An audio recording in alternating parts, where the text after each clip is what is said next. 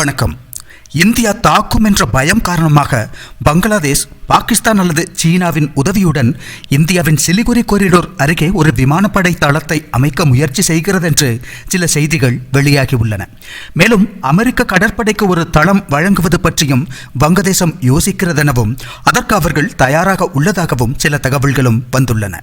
காரணம், தங்களுடைய மக்களை ஒன்றிணைப்பதற்காக பொதுவான ஒரு எதிரியாக இந்தியாவை அறிவித்துள்ளது அந்த நாட்டின் அரசாங்கம். அதனால் இனிமேல் அவர்கள் அமெரிக்காவுக்கு விமான தளம் கொடுத்தாலும் கடற்படை தளம் கொடுத்தாலும் சீனாவிற்கோ பாகிஸ்தானிற்கோ கொடுத்தாலும் யாரும் கேட்க மாட்டார்கள். ஏனெனில் வங்கதேசத்தின் முதன்மை எதிரி இந்தியா என்று இப்போது கூறப்படுகிறது. அங்கு இந்நிலையில் புதியதொரு எதிரியையும் உருவாக்கி கொண்டுள்ளது வங்கதேசம். யாராவது அடிங்கப்பா என்று கேட்டு வாங்குவது போலத்தான் உள்ளது சமீப காலமாக வங்கதேசத்தின் நடவடிக்கைகள்.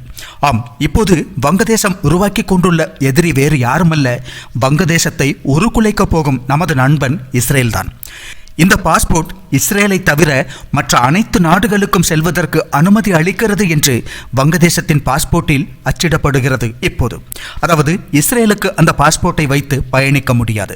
இஸ்ரேலை தவிர அனைத்து நாடுகளுக்கும் பயணிக்கலாம் என்று சொல்லும்போது உறங்கிக் கொண்டிருக்கும் சிங்கத்தின் மூக்கில் புல்லை விட்டு ஆட்டுவதற்கு சமம்தான் அந்த செயல். அவ்வாறு வங்கதேச பாஸ்போர்ட்டை வைத்து இனி இஸ்ரேலுக்கு பயணிக்க முடியாது என்ற நிலை ஏற்பட்டுள்ளது. அதன் பொருள் இஸ்ரேல் வங்கதேசம் இடையேயான மூலோபாய உறவு முடிவுக்கு வந்துள்ளது என்பதாகும். இதற்கு முன்பும் பெரிய அளவில் இருந்திருக்கவில்லை என்றாலும் இருந்த உறவும் இப்போது மோசமாகிவிட்டது. அதனால் இரண்டு நாடுகளைச் சேர்ந்தவர்களும் அங்கும் இங்கும் பயணிக்க முடியாத நிலை ஏற்பட்டுள்ளது. இந்த முடிவுகள் இஸ்ரேலுடன் அவர்களுடைய உறவை மிகவும் மோசமாக்கி உள்ளன. யூனுஸ் தலைமையிலான அரசு இஸ்ரேலையும் இந்தியாவுக்கு பிறகு இரண்டாவது எதிரியாக வைத்துள்ளது. இதிலிருந்து அவர்களின் நோக்கம் என்னவென்பது தெளிவாக புரிகிறது. இதற்கிடையில் பிரிட்டனில் உள்ள ஒரு எம்பி ஷேக் ஹசீனாவை ஆதரிக்கிறார் என்று கூறி அவருக்கு கைது வாரண்டும் பிறப்பித்துள்ளது யூனிஸ் என்ற யூஸ்லெஸின் தலைமையிலான வங்கதேசம். இதிலிருந்து இடைக்கால அரசாங்கத்தின் நோக்கம் தெள்ள தெளிவாகவே புரிகிறது. அதாவது சீனா மற்றும் பாகிஸ்தானுடன் நெருங்குவது, அதன் மூலம் ஆட்டென்று வாளை ஆட்டிக்கொண்டு சீனாவின் முன் கால் பிடித்து நிற்பது நோக்கமாகும். அதன் மூலம் வங்கதேசம் அழிய போகிறது என்பதை பற்றி கவலை இல்லை அந்த யூஸ்லெஸ் யூனுஸுக்கு. இந்தியா ஏற்கனவே இருமுனை போருக்கு தயாராக இருக்க வேண்டும் என்ற நிலையில் இப்போது 3 நாடுகளுடன் எதிர்ப்பு நிலை உருவாகியுள்ளது. 3 நாடுகளுடன் ஒரே நேரத்தில் போரில் ஈடுபடும் விதத்தில் தயாரெடுக்க வேண்டும் இந்தியா. அதனால் இந்தியாவின் பாதுகாப்பு செலவுகள் அதிகரிக்கும். இந்தியாவின் கவனம் பாகிஸ்தான் சீனா எல்லைகளில் மட்டுமல்லாது இனி வங்கதேச எல்லைக்கும் செல்லும். பாகிஸ்தானும் சீனாவும் இதைத்தான் விரும்புகின்றன. வங்கதேசத்தில் உள்ள இந்திய விரோத குழுக்களும் இதையே விரும்புகின்றன. அவ்வாறு இந்தியாவின் வளர்ச்சியை தடுக்கும் நோக்கத்தில் வங்கதேசத்தை ஒரு புதிய ஆயுதமாக பயன்படுத்துகிறார்கள் இந்தியாவின் எதிரிகள். இப்போது இந்தியா மற்றும் வங்கதேச மக்களிடையேயும் நட்புறவு இல்லை. முன்பு கிரிக்கெட்டில் கூட வங்கதேசம் போட்டியிடும் போது இந்தியர்கள் அவர்களை ஆதரிப்பதுண்டு.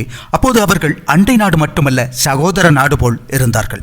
இப்போது அது மாற்றமடைந்து விட்டது. சமீப காலத்தில் கிரிக்கெட் போட்டிகளிலும் மக்களிடையேயும் பெரும் பிரச்சனைகள் ஏற்படுவதுண்டு. இந்தியா வங்கதேச மக்கள் உறவு மெதுவாக உடைந்து விட்டுள்ளது. சமூக ஊடகங்கள் அதில் பெரிய பங்கு வகித்துள்ளன. இந்தியாவை எதிர்க்கும் குழுக்கள் சிறிய விஷயங்களை பெரிதாக்கி நாடு முழுவதும் இந்திய எதிர்ப்பை பரப்பியுள்ளனர். ஷேக் ஹசீனாவை முக்கியமான எதிரியாக காட்சிப்படுத்தி அவர் இந்தியாவின் கைப்பாவையாக இருக்கிறார் என்றும் அவரை பயன்படுத்தி இந்தியாதான் வங்கதேசத்தை ஆள்கிறது என்றும் ஹசீனா இந்தியாவிற்காக பல விஷயங்களை விட்டுக் கொடுத்துள்ளார் என்றும் கூறி அங்கு இந்திய விரோதத்தை பரப்பினார்கள் தீவிரவாதிகள். ஹசீனா இந்தியாவில் தஞ்சமடைந்த போது அது இந்திய விரோத கருத்தை அங்கு பரப்புவதற்கு ஏதுவாக அமைந்துவிட்டது அந்த தீவிரவாத குழுக்களுக்கு. இப்போது அவர்கள் இஸ்ரேலை கூட எதிரியாக அறிவித்துள்ளார்கள். இந்தியா மற்றும் இஸ்ரேல் மிக நெருக்கமான உறவு கொண்ட நாடுகள் என்பதும் இங்கு குறிப்பிடத்தக்க ஒரு விஷயமாகும்.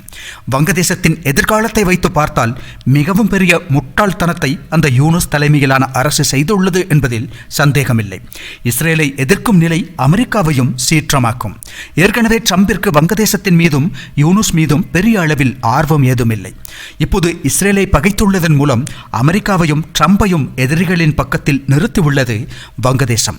அமெரிக்காவையும் இந்தியாவையும் இஸ்ரேலையும் ஒரே நேரத்தில் எதிர்க்கும் நிலைக்கு வங்கதேசம் வந்துவிட்டது. இதற்கு வங்கதேசம் பெரும் விலையை கொடுக்க போகிறது. வங்கதேசிகள் சிலர் இப்போது கைத்தட்டுவார்களாக இருக்கும். ஆனால் எக்காரணம் கொண்டும் அது வங்கதேசத்திற்கு நன்மை பயக்கப் போவதில்லை. மாறாக அந்த நாட்டிற்கு பெருமளவில் தீங்கு விளைவிக்கும் என்பது உறுதி. உறுதி. அந்த நாட்டின் நிலைநிற்பே கேள்விக்குள்ளாகும் சாதனையைத்தான் முட்டாள்தனமாக செய்துள்ளார் நோபால் யூனுஸ். இந்தியா இனி வங்கதேசத்துடனான உறவை பழைய நிலையில் தொடர வேண்டும் என்று விரும்பாது. மாலத்தீவை போலவே வங்கதேசம் மண்டியிட்டு நின்றால் மட்டுமே பழைய உறவுக்கு வழிகள் ஏற்பட வாய்ப்புள்ளது. தம்மை ஏதோ ஒன்றாக நிரூபிக்கும் முயற்சியாகத்தான் அந்த முட்டாள்கள் இதுபோலெல்லாம் நடந்து கொள்கிறார்கள். அவர்களின் அப்பனும் பாட்டனும் இருவருமே தங்களால் முடியாமல் தான் இந்த முட்டாளை முன்னில் தூக்கி போடுகிறார்கள் என்பது ஏனோ தெரியவில்லை.